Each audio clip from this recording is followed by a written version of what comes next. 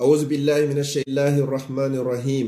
الحمد لله على نعمة الإسلام وكفى بها من نعمة، ثم الصلاة والسلام على المبعوث رحمة للعالمين محمد بن عبد الله وعلى آله وأصحابه ومن والاه. أما بعد، السلام عليكم ورحمة الله وبركاته.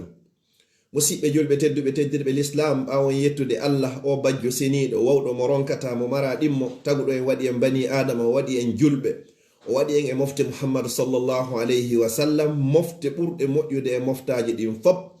haray e hiɗen juula e muhammadu sallllahu alayhi wa sallam, kanko e ɓeygure makko e sahabaɓe makko e kala wonɗo e lawol ɓeɗo ila yawmil qiyama. haray musidɗo moɗon ka dina e ka enɗan abdallah diallo bruxelles salmini on salminago l'islam, salminago hakkunde julɗo e julɗo ka aduna ɗo, salminago hakkunde nato e ɓen ka aljanna.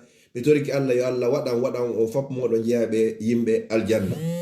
mi toriki allah subhanahu wa ta'ala kala marɗo ande moɗo yo allah ittanmo ande nden, kala nawnuɗo ma nawniraɗo yo allah sellinmo sellinanamo.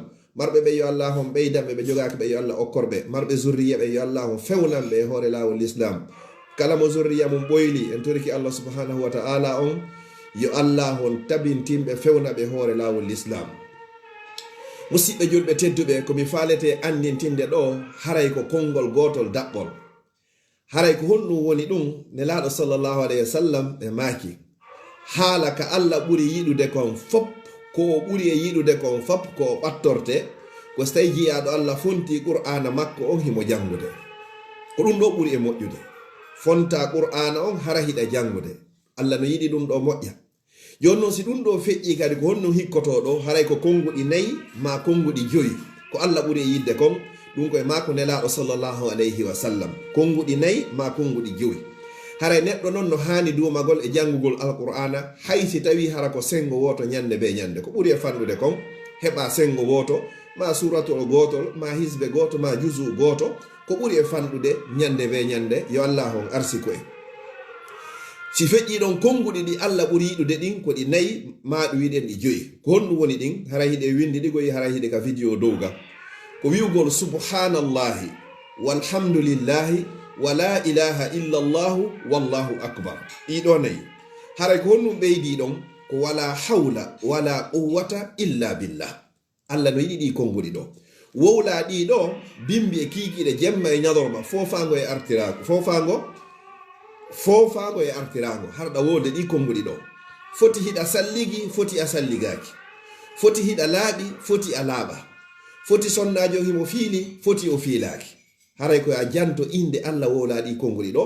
subhanallahi senade wodani allah, laaɓal wodani allah, walhamdulillahi yettoje ɓen fop wodani allah subhanahu wa ta'ala, wallahu akbar allah ko mawɗo, wala ilaha illallah ala reweteɗo e gonga, nafa rewɗo lorra mo rewari si wona allah, wallahu akbar allah ko mawɗo, wala hawla feere wo ala, wala quwwata dole kadi ala illa billahi sina e juuɗe allah subhanahu wa ta'ala. ɗi konguɗi ɗo ɗino wela allah. joni noon ɓayi en andi wondema pellete ɗi konguɗi ɗo nayyi ma jowi hino wela allah, ko honɗum waɗɗi en hande kadi ko duumagol e ɗiɗo bimbi e kikiɗe jemma e ñalorma fofango e artirago. hiɗa ka hoore lawol, hiɗa seppude, hiɗa waali, hiɗa dari, hiɗa ka nder otoma, hiɗa ka nder tram, hiɗa ka nder bus, ma hiɗa ka nder métro. kala alhaali ka wonɗa nde anditoɗa wiya subhanallah walhamdulillah wala ilaha illallah wallahu akbar wala hawla wala quwwata illa billah. hiɗen andi kadi musidɓe julɓe tedduɓe ko wiyete salatu tasbih, julde subbin hinago gon kadi haray ko ɗi konguɗi ɗo kadi woni ko wowlete ton kadi. joni noon julde subbin hinago ko ɗiɗo woni ko wowlete ton. ala ko allah o yiɗi ko o ɓattorte, ala ko allah o yiɗi ko o jantorte ɓaawo fontugol qur'ana on janga ɓuri ɗi konguɗi ɗo nayyi ma ɗi konguɗi ɗo joyi. sa dumiki e ɗiɗo bi isnillahi ta'ala a yiyay résultat on, a yiyay natija on, a yiyay ko allah subhanahu wa ta'ala woni ko baran makon. allah inni ka deftere makko allazina amanu wa tatma'innu qulubuhum bi zikrillah. wo ɓen gomƴinɓe wo ɓerɗe maɓɓe ɗen ko ɗe deƴirta ko sabu jantagol inde allah. allah o wi ala bi zikrillahi tatma'innul qulub. ala wo ko deƴinta ɓernde goɗɗo o wona à l'aise, ittanama susi, ittanama miijo, ittanama cheytane, ittanama ko tikkuɗa, ittanama kara probléme ji ko woni ka ɓanduma e ka wonkima e miijoji ma. sina jantagol inde Allah. Ala bi zikrillah, ala hay e hunde ko deƴƴinta ɓernde bani adama ko ɓuri jantagol inde Allah subhanahu wa ta'ala. Haray musidɓe julɓe tedduɓe, dumoɗen e jantagol inde Allah, bimbi e kikiɗe, jemma e ñalorma, fofango e artirango. ɓawo wakkatuji ɗin fop foti hiɗen waali jantoɗen inde Allah, foti hiɗen jooɗi jantoɗen Allah, foti hiɗen dari jantoɗen inde Allah, foti hiɗen seppude jantoɗen inde Allah. Kala ka alhaali wonɗen ko ɗum Allah subhanahu wa ta'ala o yewti fi ɓeɗo allazina yazkuruna Allah, ɓen ɓe hino janto inde Allah qiyaman wa qu'udan wa ala junubihim.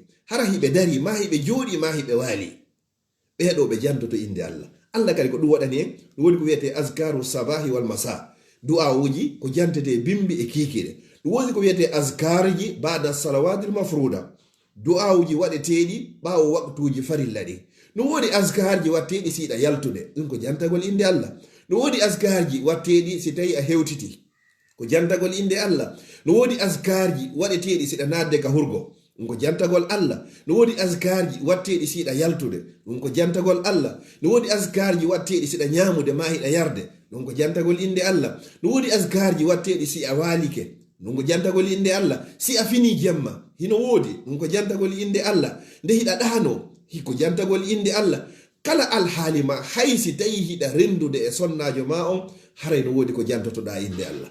musidɓe julɓe tedduɓe, ko si a duumiki e ɗum ɗo, Allah on hiwama immorde kala ko wiyete sheytane. Allah on hiwama immorde kala ko wiyete bomɓe. Allah on hiwama immorde e ñanne, e jinna, e sheytane, e mbile, e ndure, e lampotoɓe, e kortayɓe, e kala ko wiyete ko boni ko fop ko a falaka hewtama, ko sa duumike ɗum ɗo Allah subhanahu wa ta'ala on woni ko dandama ɗum ɗo. mi toriki Allah subhanahu wa ta'ala on yo Allah on dandan on fop moɗon immorde e kala boni hum, kun janɗi kun fanɗi, kun suuɗi kun feeñi, yo Allah on danda on dandanalan dandana o ya rabbal alamin. mi toriki Allah subhanahu wa ta'ala yo Allah wurno en koye julɓe, yo Allah ƴettito en kadi hara ko en gomɗinɓe dumoɗen e konguɗi ɗin. miɗo windi ɗi dow mi andintinaɗi wi'a subhanallah walhamdulillah wala ilaha illallah wallahu akbar wala hawla wala quwwata illa billah. dumoɗa e ɗum ɗo inchallah musidɗo julɗo tedduɗo, andita ɗum ɗo sono ɓe hawnaki no gasa ko sabu konngol gotol ɗo pet wawata wonoyde sabu ko okkoyma aljanna. ñande goo annabi Sulaiman alayhi salam himo feƴƴa kanko e kunu makko ngu.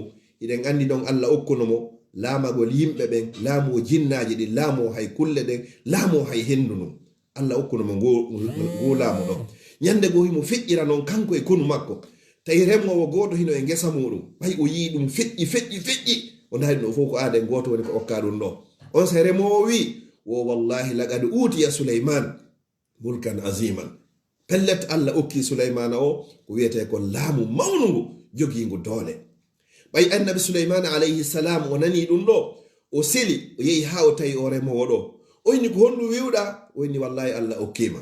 on sa annabi Sulaiman alayhi salam ɓe maaki, wallahi mi wondiri Allah la tasbihatun wahida, subbon hinago woto pet goɗɗo wiyata subhanallah, a'zamu inda Allahi mimma utiya Sulaiman wa ahlu.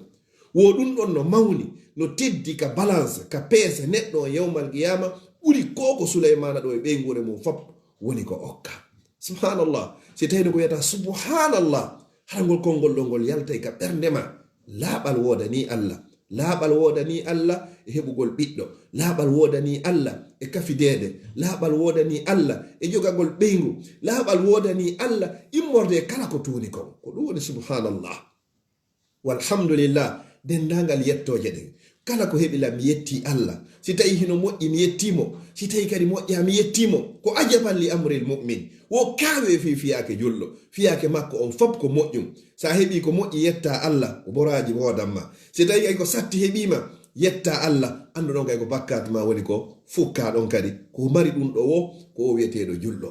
inna ɗon kay wala ilaha illallah, ala reweteɗo e gonga nafa rewɗo lorra mo rewari sina o wiyeteɗo Allah.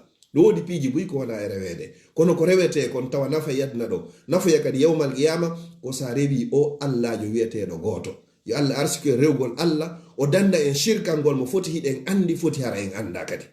wattaɗo wallahu akbar allah ko mawɗo pellet allah ko mawɗo kefeero e kefeero muɗum nafiqijo e nafiqijo muɗum goto susari heɓugol ɓiɗɗo ha gasa innami inni oɗo allah hay e goto susata yeddunoɓe adiɓe e sakkitiɓe goto innata ɓiɗɗo mum allah kala ka winda allah foti ko julɗo foti hina julɗo haray o andi ko hombo woni ko nodda ɗum ko o taguɗo kammuli weƴƴiti ɗe leyɗele tagi ko taga ko fab ko wiyete allah ko mawɗo allahu akbar allah ko mawɗo watta ɗo wala hawla mi mara feere wala quwwata mi mara doole kadi hay e hunde illa billah si wona e allah mi toriki allah subhanahu wa ta'ala yo allah reeni en aynan hiwa en o dandanen ya rabbal alamin haray ko mi arno ɗo andintingol ɗum ɗo hoore am andina musidɓe meɗen duumoɗen e ɗum ɗo bimbi e kikiɗe ɗum ɗo hino ɓuri ko concentré to ɗen hande kadi e fii ko ala na wonana hiɗen andi pellet